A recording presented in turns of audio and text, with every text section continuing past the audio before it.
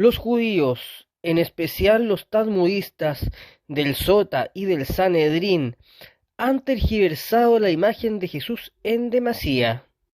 Así es como seguimos con esta segunda parte que consta de cómo es la imagen que los talmudistas han hecho sobre la vida de Jesucristo. Dice así: el rabino Jehoshua, hijo de Perachea, que después de Elchanán continuó la educación del joven Jesús, lo inició en las ciencias secretas, pero Hanné hizo matar a todos los iniciados. Para escapar a esta proscripción, Jehoshua huyó a Alejandría en Egipto. Esta matanza de iniciados, sustituida a la de los inocentes, nos parece muy notable, sobre todo si recordamos que el libro 1 de los Reyes se dice que Saúl, iniciado hace poco por los profetas, era un niño de 1 año cuando ascendió al trono. Pues bien, Saúl tenía en realidad más de 20 años.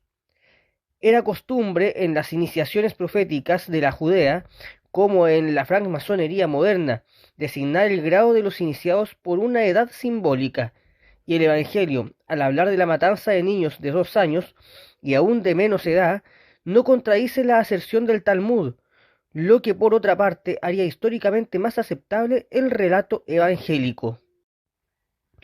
Se puede hallar rastros de la proscripción de los cabalistas, siempre perseguidos y denunciados por la sinagoga oficial, pero no se encuentra ninguno de esa abominable carnicería de niños que nos subleva el ánimo y que habría infamado para siempre el reinado de Herodes, si es a Herodes como lo dice el Evangelio y no a Hanné como lo pretenden los talmudistas, que se debe imputar la proscripción de que se trata. Aquí los talmudistas principian a rodear su pensamiento de alegorías. He aquí lo que cuentan. Jesús y su maestro, Ben Perachea, fueron pues a residir a Alejandría, en casa de una señora rica y sabia que los recibió con honra y les ofreció todos sus tesoros.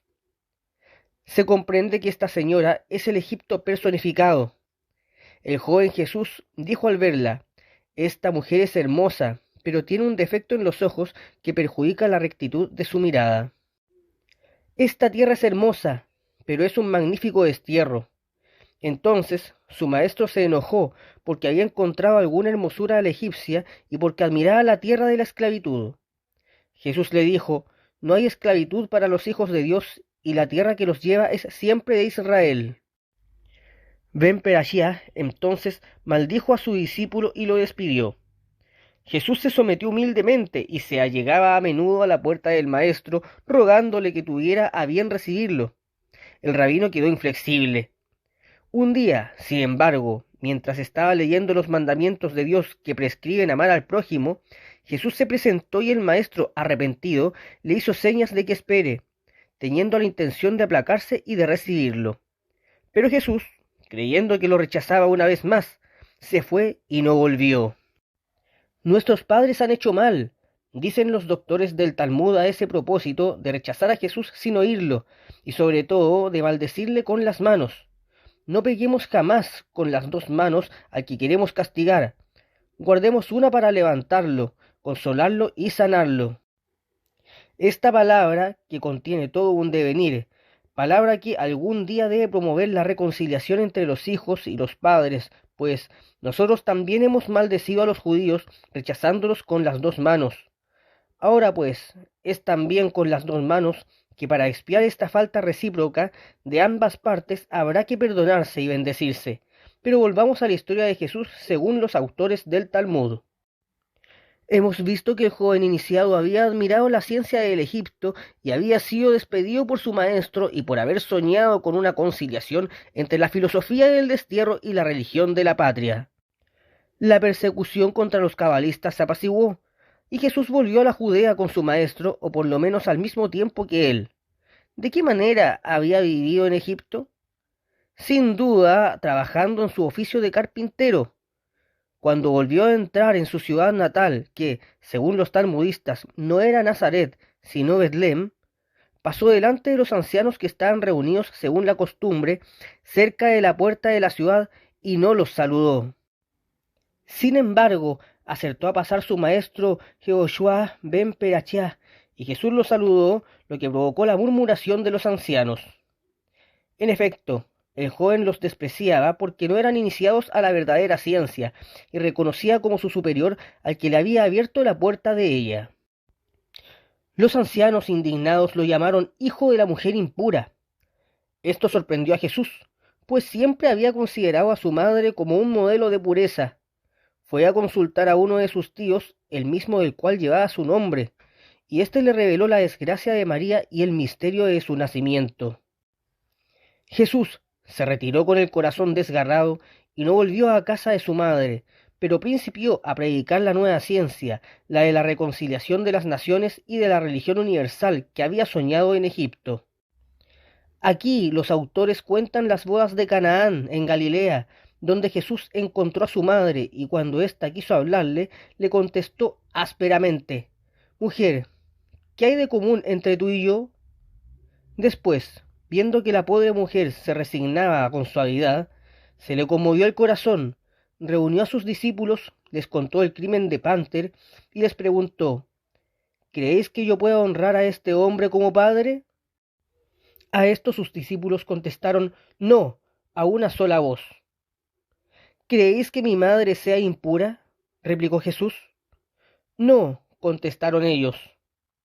«Pues bien», dijo Jesús, «no tengo padre sobre la tierra. Dios, que está en el cielo, es mi padre. En cuanto a mi madre, su virginidad no ha podido ser afectada por un crimen al cual no ha consentido. La considero siempre como virgen. ¿Lo creéis como yo?». «Sí», contestaron sus discípulos. Y es por eso, agregan los autores judíos, que todos los que creyeron en Jesús decían que era hijo de Dios y de una virgen. Esta historia apócrifa, por ofensiva que sea para los lectores cristianos, no carece de cierta grandeza. Se puede notar que los mayores enemigos del cristianismo rinden homenaje involuntario a la pureza de María y al elevado carácter de Jesús. Aquí principia la relación de los milagros, que lejos de negarlos, parecen empeñados en exagerarlos. Su recuerdo era pues todavía muy vivo y poderoso entre los judíos. He aquí cómo ellos explican estos milagros. Existe, dicen ellos, en el santuario del Dios viviente, una piedra cúbica cuyas combinaciones explican las virtudes del nombre incomunicable. Esta explicación es la clave de todas las ciencias y de todas las fuerzas ocultas de la naturaleza. Es lo que se llama el Shema Hanforashé. Esta piedra está custodiada por 2 leones de oro que rugen en cuanto se quieren acercar a ella. Los lectores de nuestras obras saben lo que es el Shema Hanforashé y reconocerán en los 2 leones los gigantescos querubines del santuario, cuya figura monstruosa y simbólica era capaz de espantar y repeler a los profanos. Estas puertas del templo eran por lo demás bien custodiadas, agregan nuestros rabinos, y la puerta del santuario se abría tan solo una vez al año y solamente para el sumo sacerdote. Pero en Egipto Jesús había aprendido los grandes misterios de la iniciación y había fabricado llaves invisibles con las cuales podía entrar sin ser descubierto. Jesús habría copiado los secretos de la piedra cúbica, los escondió en su muslo, así como en la mitología griega vemos a Júpiter esconder a Baco. Después salió y principió a asombrar al mundo. A su voz los muertos se levantaban y los leprosos sanaban. Hacía subir del fondo del mar piedras que estaban sepultadas desde siglos. Estas piedras formaban una montaña sobre el agua, y desde la cima de esa montaña Jesús instruía a la multitud. Aquí hallamos bajo el genio del simbolismo oriental el motivo secreto del odio de los sacerdotes contra Jesús. Jesús revelaba al pueblo la verdad que querían esconder solo para ellos. Había adivinado la teología oculta de Israel, la había comparado con la sabiduría de Egipto, y allí había encontrado el fundamento de una síntesis religiosa universal. Trataron, pues, de perderlo, y mandaron cerca de él a un falso hermano llamado Judas Iscariote para hacerle incurrir en algunas faltas y entregarlo a sus enemigos. En el momento mismo en que los jefes de la religión estaban más irritados contra Jesús, fue este Judas quien le indujo a efectuar una entrada triunfal a Jerusalén, la que provocó un tumulto en el templo. Al mismo tiempo corrieron la voz de que Jesús encantaba los árboles volviéndoles estériles, de que blasfemaba contra la ley de Moisés y que quería hacerse adorar como Dios. Sin embargo, Jesús venía todos los días al templo, pero como los judíos rezan con la cabeza tapada, se perdía en esta multitud envuelta en chalitz blancos. Judas prometió a los sacerdotes entregarlo y al mismo tiempo promover un gran escándalo que lo desacreditara ante el espíritu del pueblo. Llegó con una tropa de gentes adictas a los fariseos y posternándose ante Jesús lo adoró. Los cómplices de Judas, gritando que era un sacrílego, quisieron echarse sobre Jesús. Los discípulos de Jesús trataron de defenderlo, logró huir y se refugió en el jardín de los olivos, donde fue seguido y aprehendido por los guardias del templo. Entonces se le encerró en una prisión donde quedó durante 40 días, durante los cuales se hizo pregonar a son de trompa su acta de acusación, pidiendo que alguien se encargara de su defensa, pero nadie se presentó. En consecuencia, Jesús fue flagelado como sedicioso, después lapidado como blasfemador en un lugar llamado Lud o Lida. Se le dejó morir sobre una cruz en forma de horca. Algunos de sus discípulos, que habrían sido ricos, rescataron su cuerpo y aparentaron ponerlo ostensiblemente en un sepulcro, pero realmente lo llevaron secretamente y lo enterraron en el lecho de un torrente, cuyas aguas habían desviado para cavar su tumba. Después dejaron que las aguas volvieran a seguir su curso. Esto explica por qué no se encontró el cuerpo cuando sus discípulos declararon que había resucitado. A este relato fundamental, los autores del Sefer Toldos Jeshu han agregado las fábulas ridículas sacadas evidentemente de leyendas cristianas alteradas o disfrazadas. Es así como encontramos la historia de la ascensión de Simón el mago atribuida a Jesucristo en persona, con la intención evidente de confundir al Mesías de los cristianos con el famoso impostor. Y este ha sido solo un par de ejemplos sobre cómo los judíos han tratado de denigrar la imagen de Jesús, tergiversándola de manera evidente. Si este video te gustó, ponle me gusta y suscríbete a este canal. Eso me ayudaría bastante. Buenas noches.